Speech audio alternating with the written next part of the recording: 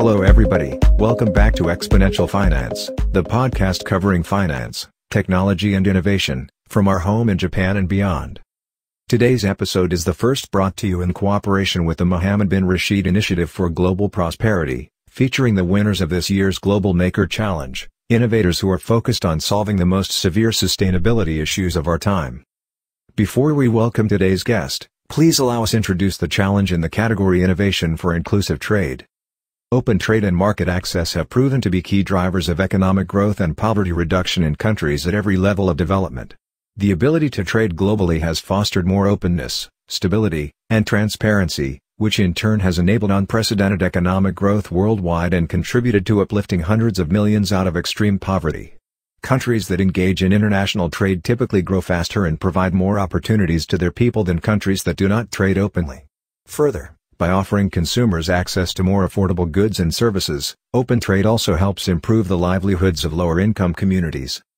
Yet, for the millions of people living in rural areas, where extreme poverty and food insecurity are concentrated, significant barriers exist that prevent them from reaping the full benefits of open trade, including poor and unreliable access to infrastructure and public services, high costs for goods, services, and transport, lower population densities, and poor connectivity. These issues are especially prevalent in countries affected by violence and conflict, which can directly hinder the ability to trade and raise the price of basic goods and services.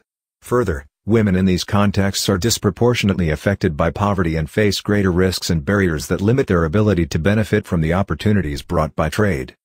In order to fully harness the potential of trade to advance the livelihoods of the 1 billion people who still live off of $1.25 per day, innovative solutions are needed to address the constraints that limit rural communities from achieving greater economic gains.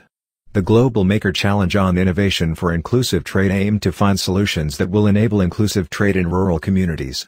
To do so, the MBR Initiative for Global Prosperity sought applications from innovators and makers around the world that will: first, increase competitiveness and give comparative advantages to communities traditionally left out of trade opportunities. Second, improve the ability of rural communities to move across skills, industries, and regions. Third, facilitate the integration of rural markets with the global economy. And now, please welcome Kamil Shafiq, one of the co-founders of POKET, and winner of the Global Maker Challenge in the category Innovation for Inclusive Trade.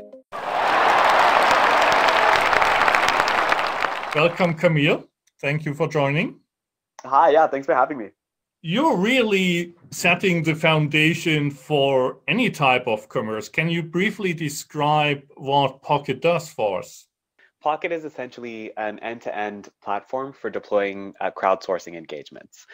So really our focus is on emerging countries where, as we know, there are a tremendously large number of places that are completely offline and unmapped, right? Even if you go to some mega cities like Karachi, Pakistan, or Lagos, Nigeria, you see that even when you use Google Maps, despite the fact that Uber now exists in these parts of the world and we have incredible services built on top of the existing infrastructure, we still have a very, very poor layout of all of the different merchants that exist, whether they be food merchants or informal chemists or pharmacists or cobblers, or the entire informal sector doesn't really exist on any type of digital platform. And so our focus really is on creating a tool that allows any organization to crowdsource data about these types of locations using a decentralized approach. And so how do you incentivize people to submit the information if it's crowdsourced? You know, there's a lot of interesting platforms that allow anyone to really input data, right? OpenStreetMaps is a great example where anyone can pick up a phone, a tablet, a browser, and edit a place on a map, add a place on a map, whether it be a street or a point of interest. But one thing we have to remember is that given that our focus is primarily the emerging world, data is a luxury. The average citizen or the average student or the average community member doesn't necessarily have access to data. Even if they do have access to data, it's very much pay-per-use, primarily a prepaid market in the types of places that we work, which is essentially South Asia, Latin America, Southeast Asia, Sub-Saharan Africa. And so when we look at these parts of the world, we have a really large number of people that are on prepaid plans that are actually paying for every megabyte of data that they use. So it's very much this precious luxury for a lot of people. And so for that reason, we don't really identify with this premise of people are going to contribute data on the basis of altruism, right? When you use apps like OpenStreetMaps or Waze, right, you're really inputting data for the benefit of the community, right? It's a completely altruistic motivation. Versus for us, we believe that because there's a cost that's being expended by each one of these users to generate this type of data, it's only fair that they're also compensated or rewarded in some way. So to answer your question, how do we actually incentivize people? There's a few different ways we use depending on the organization that we're working with. So in places, for example, like Kenya, where mobile money really is kind of the backbone of infrastructure with M-Pesa, it's very easy to do an integration where users, once they map enough places, can redeem their points within the application for an M-Pesa transfer. In other parts of the world, for example, Lagos, Nigeria, where we don't have an incumbent mobile money player, bank transfers are still kind of the main way of transferring money between mobile devices. And so we allow users to actually input their banking information to get a bank transfer. In other cases, like I live in Canada currently, because of the pandemic, I've kind of been displaced. And, believe it or not, despite the fact that Venmo and Cash App have taken off so aggressively in places like the US, Canada still has a really, really cumbersome way of allowing people to transfer money, which is called an Interac e-transfer, which is just a complete, like it's I don't want to bash it publicly too much, but basically it's very, very archaic. It's not easy to transfer microtransactions. It requires an email address and a bank account. So in that case, we would probably use something like a gift card even to incentivize people and let them redeem. So it really differs kind of based on the place that we're looking to generate data for. Excellent, thank you. You were saying you've got partners in the country. So when you looked at Kenya with mobile money, it means you're not necessarily trying to do this by yourself. You're always having a regional or national partner to tackle the market with? Yeah, in many ways, we've noticed, especially since COVID-19, that's been something that we've had to lean on more. So before the pandemic, I was actually living in Lagos, Nigeria. We were very much, independently. We started actually with crowdsourcing the healthcare landscape in the state of Lagos. So you can think of chemists, pharmacies, hospitals, clinics, labs, and that was something that we were able to oversee. We had a lot of great folks on the ground that were willing and eager to generate this data, and we were able to map out thousands and thousands of places relatively quickly. But part of that was because we had some presence on the ground. Post-pandemic, what we realized is, built something really interesting that we should be able to launch remotely with a little bit of tweaks and changes to the platform. And secondly, it really requires having a great implementer on the ground who either has a network of people already existing. So instead of going through informal channels, if you already have an NGO, for example, that has a group of young people, or a university who wants to engage their geography students in mapping and cartography, right? There's a lot of really great opportunities to leverage these partners, whether they be universities or NGOs, to generate this type of data. And another thing that we've come to realize is that fortunately or unfortunately, the impact of COVID-19 on youth unemployment globally has been really, really substantial. So I was just reading that 1 out of 6 young people have lost work on account of COVID-19. And that compounds with a place like, for example, Nigeria, where 70% of the youth was either unemployed or underemployed. Right? And so now you have these compounding effects where there's so many young people, many of which are brilliantly smart, intelligent, they're mobile first, they're a young generation who's grown up now with at least an Android phone or some version of social media, whether it be on desktop or mobile. And this is kind of a way to engage young people in task-based work using just their smartphone. One of the things that we often say is that our goal is to kind of transform the smartphone into a vehicle for performing new types of work, which really, if you think about it, hasn't existed. But soon, with the infrastructure changing really quickly, we think that there's an opportunity to make this happen. Clearly, once you have the user base and the engagement of the people and the information on the stores, the opportunities appear to be limitless. It's more a question of where do you focus, where's the greatest opportunity, or where do you even get traction first. You were talking about how you're rewarding people. Obviously, that costs money. And so how do you generate the funds to pay the incentives? One of the ways that we work with our partners is through solving a need that exists across a particular organization. Let's use the example of an NGO.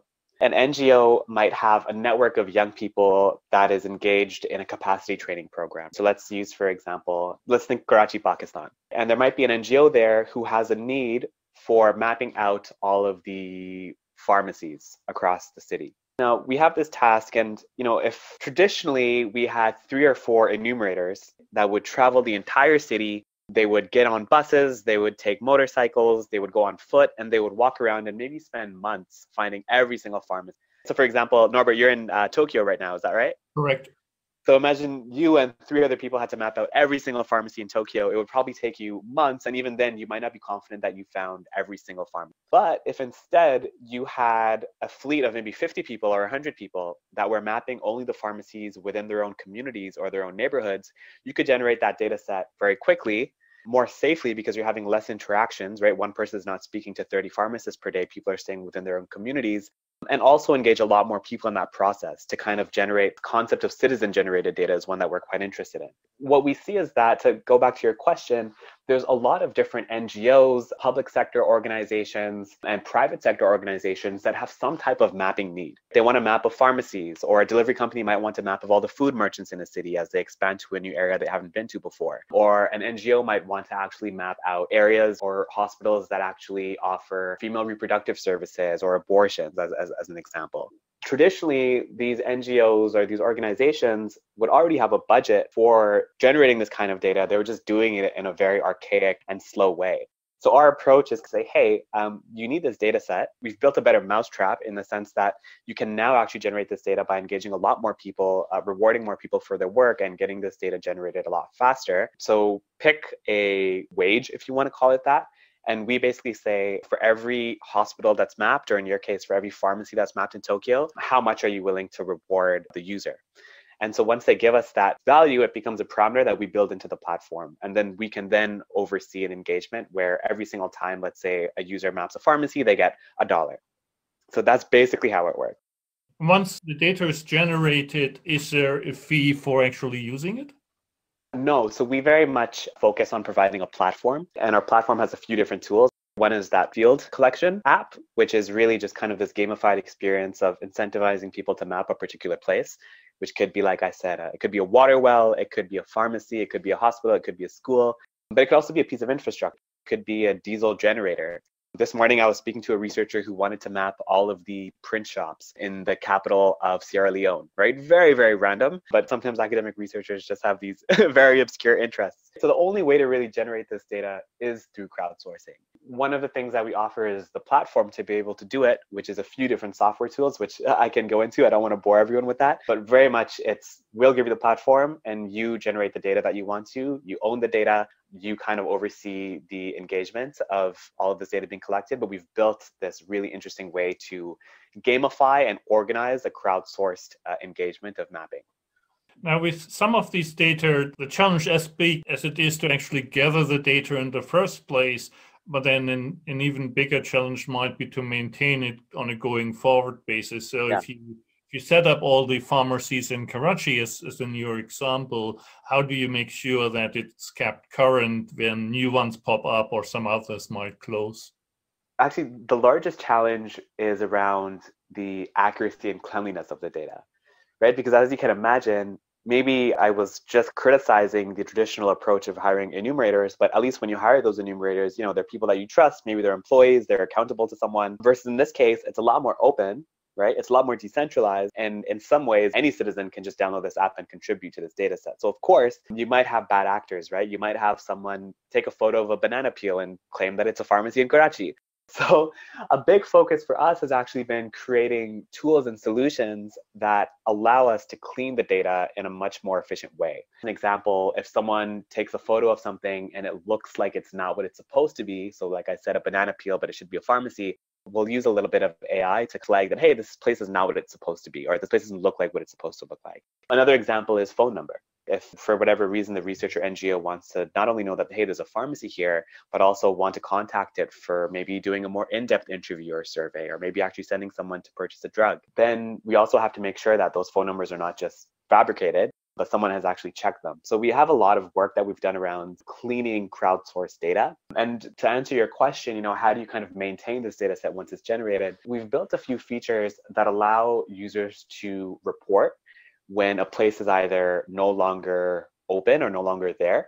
You can almost think of it like how Waze works, but in a much more basic way, because keep in mind that we've really built this platform for low-cost Android devices in the emerging world, so don't have obviously all the bells and whistles and great features, but in theory, similar in the sense that if you're in an area and that update is no longer relevant, then you can update the platform by this feature that we've built called Verify, where you can either take a photo and prove that, hey, this place actually doesn't exist here anymore, or even give an upvote that, yeah, this place is still here, even though it was mapped 2 years ago by Norbert, for example.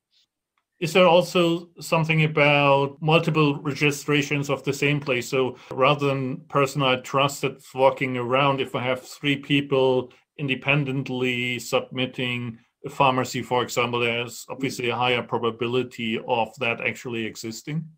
Yes, but you've talked about the good case. There's also a bad case. So you're right, similar to Waze, if 4 people are indicating that there's a police officer on the road, then there's probably a police officer on the road, or it's more likely than if one person reported that. In the same way, if we see multiple people map the same place, then yes, it gives us more confidence that sure, this place indeed exists here and it has a similar name and the same phone numbers that entered. So yes, it's a vote of confidence in many ways. But when you think about data sanitation side, what that sometimes results in is 4 of the same place entering the database. And so if there's an NGO who wants, a database of all of the pharmacies, then of course you don't want to give them 4 of the same pharmacy again and again and again. So we've spent quite a bit of time creating a tool that, like I said, not only verifies the data, but allows you to merge data. So if 4 people have mapped the same place, then we'll combine those 4 images together. We'll make sure that the name is consistent, that all the phone numbers have been amalgamated into one profile for that place, and then that becomes kind of the entry into the database. So in some ways, lots of entries of the same place are good because they give us confidence, but then in some ways, if they actually enter a database without being checked, then they're just duplicate entries, which can be redundant and obviously problematic. Right, and you have this classic problem of any address or name manager where you have different spellings or different order of names, etc. Right. Totally. And especially in the areas that we work, right, the addressing system is very poor. So geocoding and traditional street addresses are very much colloquial. I'm Pakistani as an example. And, when I go to, for example, Lahore and I ask someone for directions, right, they won't give me a street address. They'll say, yeah, like it's on the left of this tanky. And then once you get to the tanky, look for a lamppost that's red and then take a right there. And there's going to be a guy grilling kebabs on the side of that street. And then that's the corner that it's going to be on. Like that's how addressing and directions work in those parts of the world for many places, especially peri-urban and rural settings. So were you born and raised in Pakistan? No, so I was born and raised in Canada, here in Toronto. I spent a little bit of time there. I had the privilege of going on exchange to Singapore, and I spent a few months traveling that entire region, Southeast Asia. And then when that semester was over, when I was a student, I had the option of coming back, but I wanted every reason to prolong my travels and just keep the adventure going. So I convinced my folks, and at the time, there was actually a lot of political instability in Lahore. There was just a really large bomb blast that had occurred there at the time, but I somehow convinced my parents to let me go there, and I actually did an internship for a consumer goods company there for a few months. I was like a 20-year-old kid, but it was a really great experience being able to go there and really, really get insight and with my own eyes observe like how an emerging country operates and functions and all of the opportunities of 200 million people in a country like Pakistan, where more than half of them are completely offline, but we're starting to see like this rapid uptake of internet users almost entirely on mobile devices, which is totally going to change the way that the country operates and is already in many ways. Like I was there when Uber launched with rickshaw, which was like, I think 5-6 years ago, if I'm not mistaken. So that was my first kind of glimpse and understanding that, okay, there's a lot of interesting opportunities in these parts of the world. And it's a part of the world that either no one is currently looking at or they're scared to look at. And I think that was the understanding 5 years ago, but now sitting here in 2020, it's easy to say that, yeah, of course, like emerging countries, emerging markets are really where a lot of smart money is going. But 5 years ago, it would be hard for me to sit here and tell you that, yeah, this week, Nigeria had a $200 million acquisition from an American payments company, which was the case last week. But that was unfathomable even 5 years ago, if you think about it. I mean, especially the Chinese companies, Alibaba and e-commerce and so on, they've been investing quite heavily in Pakistan, I believe. Yeah, very much. I mean, I would say it's the whole South Asian region. When you look at, for example, Ant Financial, I don't think there's a single mobile money company, whether it be, Bcash or EasyPass or any of these guys, that Ant Financial doesn't have some stake in. Very much they've invested aggressively in really key infrastructure, I think, at the right times. So we'll see how that plays out. I don't want to digress, but given that you grew up in Canada and for 20 years have been conditioned by Western views, Western press, and also clearly the view that is expressed about countries like Pakistan, how was it to actually be there on the ground, and what did you go through like emotionally? I've always been someone who's in touch with my culture, so I very much identify with my Pakistani identity. It's something that I've kept dear to me, just the way that I was raised. And even when you look at the rest of my team, right, we're a team really of immigrants and minorities. My other co-founder is Nigerian. He was an international student. We met at university here in Toronto. My other co-founder is an immigrant from Pakistan as well. In that sense, I think our team had this really deep understanding, and I like to say it's an unfair advantage, because I sometimes joke around that, like three white guys that have primarily traveled to Europe would have a really hard time launching a crowdsourcing platform in Lagos, Nigeria. It's just that local nuance and that understanding of emerging economies is really important. In some ways can be learned, but in other ways has to be experienced, or you have to have like so much of that context comes from my parents, right? Or comes from my cousins who I still keep in touch with on a daily basis.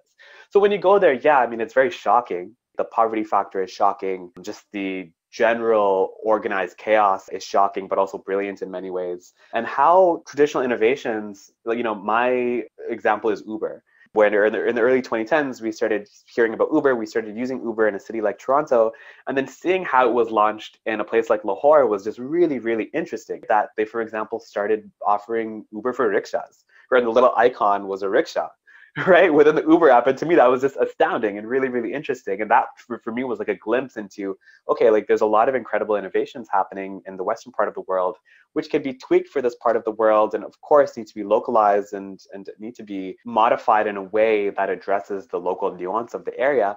But it's very much possible. Like that was my first observation. And I think the second observation was to kind of see that all of these really brilliant innovations that have taken off in emerging markets, the business models and the technologies are very much, I don't want to say cookie cutter copies, but they're very similar. They're inspired by one another, right? Like let's use the most famous example, which is M-Pesa in Kenya. That was the pioneer of SMS-based mobile money. And then fast forward a decade, it's hard to find today an emerging country that doesn't have a telecom company trying to launch or has launched an M-Pesa equivalent. Whether it be South Asia or Southeast Asia or even Sub-Saharan Africa, like mobile payments based off of the M-Pesa model have now become a part of financial infrastructure for the entire developing and emerging world. We talk about them as replicants, right? I mean, any idea that comes up anywhere in the world today very quickly is copied. So building something at global scale has actually become so much more difficult. And even Uber has experienced it with like Grab, for example, and Gojek in Southeast Asia. Even a company that is as well funded as Uber didn't have the resources to cover all the globe, and so had to give up these markets to local or regional competition. So with that in mind, obviously you're covering a huge market, which ultimately is 2/3 of the world population or so. How do you make sure that you're not spreading yourself too thin? I mean, I think in our conversation, we talked a lot about, based on the background of yourself and your founders, about Nigeria and Pakistan. I assume then are the first two major markets. How do you scale this now and get more traction all around? So our focus right now is actually on building great partnerships. And it's interesting, initially before COVID, we very much were of the opinion that, we have to physically go to all of these countries, or like we need to hire local teams on the ground to launch anywhere that we want to launch or any country that we want to enter. But then when you approach an international NGO, right, they might be operating in 80 countries simultaneously. And they might have the exact same program across all of these countries, or even if, let's use the private sector, right? A lot of these food delivery companies who want to have data on where all of these food merchants are to sign them up for the platform, many of them have gotten acquired by, the same 2 or 3 companies, which I don't want to name on this call, but you know who they are. Think of any food delivery company in the emerging world, they're probably owned by one of 3 companies, which are mostly based in Europe. When you start having the conversations instead at the local level, but more in the centralized headquarter level, that gives us a really good insight and almost a distribution channel for our platform. Like if we can approach an NGO and say, hey, let's pilot this thing out in, I don't know, Mexico. And if it goes well, why don't you roll it out in the entire Latin American region? And after that, the entire South Asian region. That's a very easy way to scale, assuming that you have a great partner that's innovative and that's willing to launch something like this and willing to learn and willing to invest in innovation, which of course, like when I use NGOs as an example, it's not the best example to use, but there is a lot of great work happening in the ICT 4D space where really great innovators are starting to value, especially at a time like this, right, during COVID, where people are looking for Hail Marys like this, and they're willing to invest in innovative technology that might be untested or might have been tested in the private sector, but is now being passed around in the public sector and the NGO sector.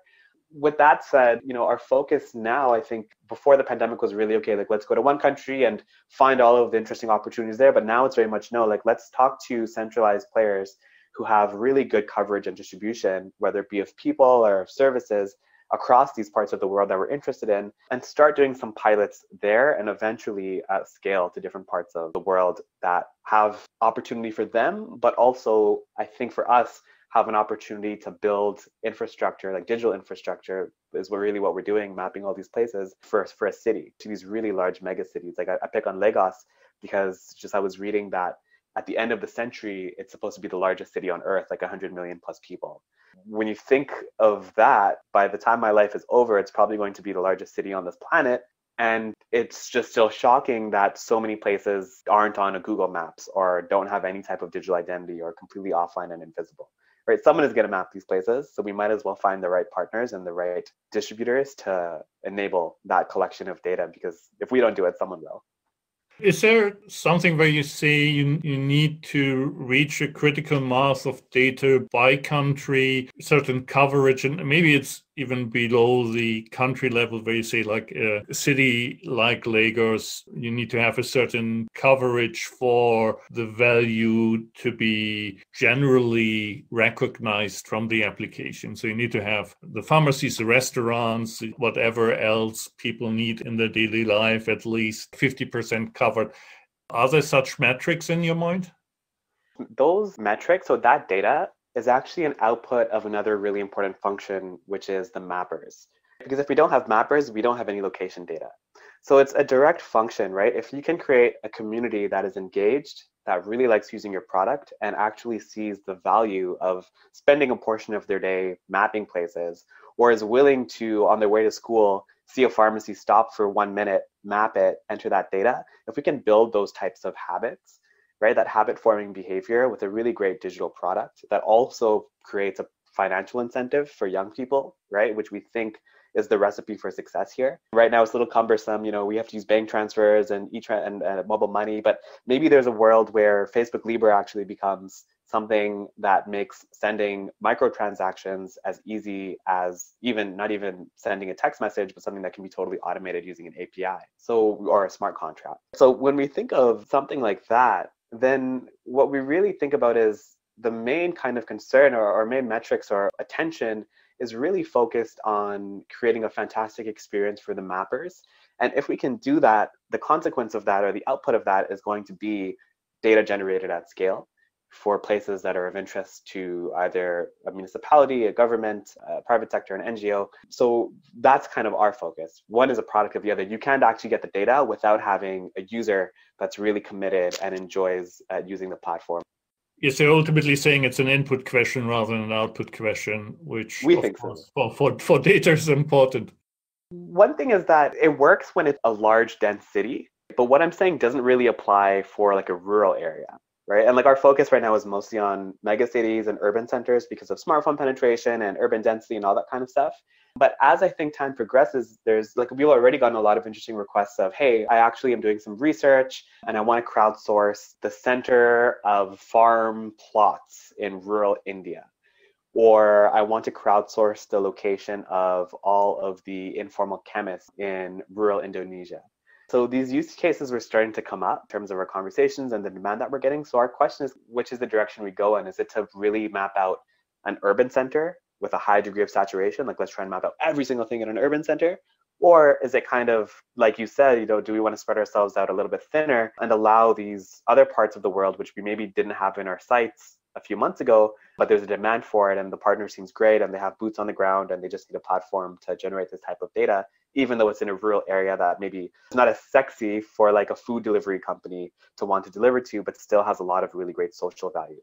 So that's kind of a balancing act. And we're starting to make our platform a little bit more friendly in rural areas where bandwidth is an issue and we might need an offline mode for data capture and people might be a little bit far removed from any traditional financial system. So those are all the conversations that we're having these days. And hopefully we'll have solutions for them sooner than later. Are you gamifying the data collection process? Yeah. When you were talking, I was thinking like it's a bit like Pokemon Go, right? You walk around and you get points for everything that you enter, totally and right. you creep up the leaderboard. And of course, that's something that maybe works better again in a very dense area where you've got the whole school class basically competing to be on top of the list for the class. But then it becomes almost a self-fulfilling prophecy.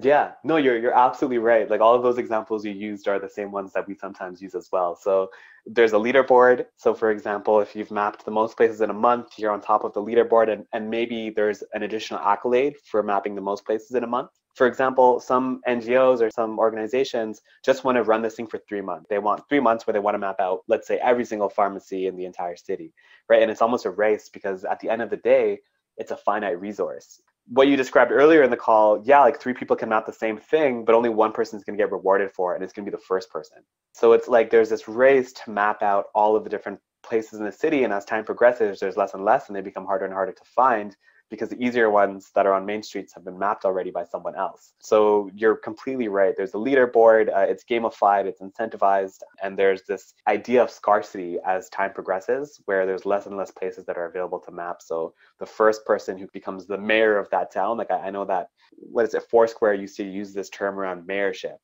right? The person who checks into the places first, right? I don't know if you remember Foursquare, maybe I'm aging myself. They were, I think, the pioneers of this concept of mayorship, where the first person to check into all of these places or particular place was the mayor of that point of interest or that shop or whatever. So in the same way, right, we can actually see who the user is that's been mapping the most. Like we sometimes look at our data and we see that there's some users that are mapping like 60 places a day. Like they've transformed their full-time job into just running around and mapping. And in many cases, the average daily wage that they're getting from that is 4 or 5 times that of the average daily wage of, the average citizen, which is for us really exciting because it's, again, like this interesting new form of work. And if someone wants to dedicate their time to do that, they'll always get rewarded for their input or the data that they generate. So it's really, really interesting. And you're totally right. The gamification bit is one that I think we're still working on. We have a lot of room to improve it. But at the same time, we've seen so many other platforms and applications use some of these gamified experiences and drawn inspiration from so many different gamified apps where we don't see it as much in emerging countries, but hopefully we find a reason to. And hopefully this is one of them. I mean, the flip side of the gamification or even like the time limits is that, as you said, at the beginning, it's relatively easy. And then almost the 80-20 rule, right? The last 20% take you 80% of the effort. And how do you actually get a completion? Because if you have many challenges running in parallel, it's much easier to cover first 80% with 20% of the effort than the tail of the data gathering. I think it's a challenge that we still face, right? Sometimes like we don't know when it's done. It's funny because if you go to these parts of the world, like I used to do this the very first time I went to Nigeria, our first week, we went into one of the largest markets, not even in Nigeria, like in sub-Saharan Africa, it's called Idumota Market. Tens of thousands of merchants. They don't even advise tourists or non-locals to go there. But of course, like we wanted an adventure. So we went in and on the way, we kept asking throughout that whole week, like anyone that we knew, like, hey, should we go to Idumota? And we would always ask them the same question. We would say, how many merchants do you think are in this market? And they would always give us the exact same response in one word: uncountable. It's uncountable. There's no way of knowing. So that's kind of the difficult part of all this, is that because these places have never been mapped before, we really don't know when we've reached that 100% mark, right? And the 100% mark can change on a weekly basis because, like you said, things can open and close. So for us, it's really a matter of getting as much coverage as we can. One thing that we've started to do is we get an indication that we've reached saturation when stuff starts to turn red, in the sense that when everyone starts duplicating the same entries again and again and again, and we're not seeing a lot of net new entries that have never been mapped before, that kind of tells us, okay, I think that we've gotten a pretty good coverage because everyone is now starting to just map the same place again, and we're not seeing a lot of net new places enter the database. So that's like one indication that we use, but it's hard to say, right? There's no way of guaranteeing that, okay, yeah, every single pharmacy in this 250-kilometer radius has been mapped and mapped accurately. It's just kind of a function of using the data that you have and running some intelligence to infer what percentage of saturation you think you've hit, which is, I think, something that we're still learning as a team. The last question really, and the origin story. So how did the idea come up? How did the team come together? What ultimately was the trigger? Because you were in a classic job in a classic company before you founded this startup. Yeah. That classic job and classic company was actually foundational, because at the time I was actually working in location analytics in a telecom company here in Canada. And it was around kind of understanding, how do we look at mobility data, right? The way people are moving around a city, of course, in an aggregated and anonymized fashion, right? Canada's very conservative in their approach to privacy, especially relative to, let's say, the US. Kind of looking at that data and understanding, okay, like what are the different inferences that we can draw around just regular transportation, or maybe, let's say, if there's an emergency or disaster, how people evacuated a city, or people that are walking by particular billboards or whatever that might be, that use case at a very high level. We were just kind of exploring it because in the US, a lot of telecom companies have done this, right? Like the Verizons of the world. And so that was my first kind of understanding that, okay, location data is very, very powerful. As I actually was doing this rotational program, I was like a new grad, I got this really great opportunity to almost do like an entrepreneurship tour within Pakistan. So I spent 4 months, I traveled the entire country, visited all the entrepreneurial hubs. We were doing some work in the M-Health space there. And that was like my eye-opening moment of, okay, I was interested in entrepreneurship, and now there's this added lens of emerging markets. And then in the back of my mind, I was like, oh yeah, like the only thing I've really worked on with a lot of experience is location analytics. Right? So it was kind of like the start of this recipe of, okay, emerging markets, entrepreneurship, location data, right? Which is kind of the building blocks. I came back, I'm on my floor working. This is again like downtown Toronto, regular office. And I look up and I actually see a friend that I have from university who happened to be in engineering school. And this guy, like I said, is a Nigerian student who I actually went on a tour to Israel with while I was an undergrad. They had this really great exchange student where they took the business students and engineering students and sent them off to Israel for a month to do an entrepreneurship tour as well across Haifa and Tel Aviv and Jerusalem and all these different places. So we became friends there, came back and then reconnected. He happened to be he was actually working at a contractor for the telecom company, like the software development work that they contract out. So then we meet up and I tell him, hey, like, I just went to Pakistan and this place is just, there's so much opportunity and no one really knows about it. And he's like, man, like everything you're describing, Nigeria is exactly the same way. Right? And when you look at these two countries, Nigeria, Pakistan, they're so similar. 200 million people. I think it's 60% of the residents are under the age of 35, so very young population. Internet penetration, like around the time, it was around 20-30%, so really small amount of internet users, but growing rapidly all through mobile. Had similar issues with public infrastructure, general mistrust in the government, like so many parts of it are the same. And having lived in both of those countries, it's totally spot on. Like sometimes if I close my eyes and open them, I would just think I'm in Pakistan or Nigeria. Like sometimes you can't even tell the difference. Again, based on some ignorance from where you're living, but overall, that was my experience. So all of those things kind of led us to getting in a room after work and thinking to ourselves, okay, like what are some of these challenges that exist? And I think we both arrived at, it was really this idea of financial exclusion, right? Like 1.5 billion people and are part of a traditional financial system. How do we create a way to include these people really easily? And the beginning of that was, okay, blockchain is this decentralizer, this leveler of the playing field, right? There's no other way that people will get included in the financial system because they're so anti-establishment. They don't trust institutions like banks. This is the only way to do it. And then we soon brought in another friend of mine who I met through some work that I was doing in Pakistan. And she was like, happened to be an instructor for blockchain at the time, like teaching in some universities. So then we brought her into the group, and then the three of us just started this journey. Started off, like I said, focused on financial inclusion. And then as we progressed throughout some of these programs, really focused on location data and specifically around emerging markets and all of these unmapped places. Like we think, and I think we still do, that when you look at the billions of places that remain unmapped today, right? As an example, like there's estimated to be more than 1 billion merchants, right? Just merchants that are offline and unmapped on our earth today. the entire informal economy. Like I think 40 or 60% of the entire adult population is part of the informal economy. So this entire population is ignored, and we still think to this day that the only way to map out all of these places, it's not going to be one person or one company doing it. It needs to be decentralized. It needs to be crowdsourced. There's no other way that this data will get generated. And I think that was the premise that we all aligned on and moved forward with. And still, I think that's the premise that exists today, right? Like I said in the beginning of this call, if you want to map out all of the pharmacies in Tokyo, you're not going to do it on your own, right? It takes a village. It takes an entire city to be able to do that, as it should. So that's really, I guess, the origin story. There's a lot of twists and turns along the way. You know, COVID, of course, put a pretty interesting wrench in our plans. But, you know, like any startup, like any company, we've kind of taken some time to really self-interrogate and introspect and think about what it is that we want to build and how we can build it remotely. And I think it has resulted in an even larger opportunity than we would have been able to see a year ago.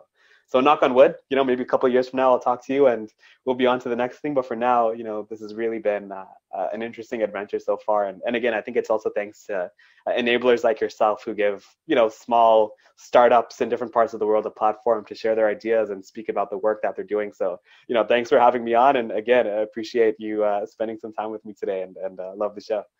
Super interesting story. And thank you for sharing it. Wonderful. Thank you very much. Really appreciate it. It was wonderful. No, thank you. Thanks so much for having me on. It was a privilege to be speaking with you.